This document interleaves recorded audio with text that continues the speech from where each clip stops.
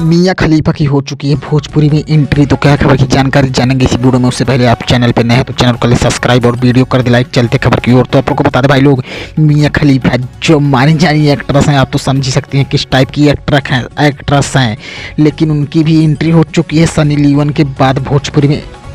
तो आप लोग को बता दें कि सारी लाल के संग इनका आ रहा है अगला सॉन्ग का पोस्टर हो चुका है रिलीज। उस पोस्टर को देखकर भोजपुरी के फैंस हो रहे हैं खलबली से मच जा रहे हैं, और मियां खलीफा के फैंस तो कूद कूद के नाच रहे हैं कि मेरी हीरोइन का सॉन्ग आ रहा है। तो आपको क्या लगता है, इस सॉन्ग को देखकर सनी लियोन भी हो जाएंगी पागल, और केसारी लाल तो खुशी के मारे झूम उठे हैं कि भोजपुरी में इतनी भी बड़ी एक्ट्रेस आ रही है मेरे साथ काम करने के लिए। आपको क्या लगता है, मियां खलीफा को भोजपुरी में लाना चाहिए था कि नहीं? आप अपना कमेंट बॉक्स में राय ज़रूर दीजिएगा।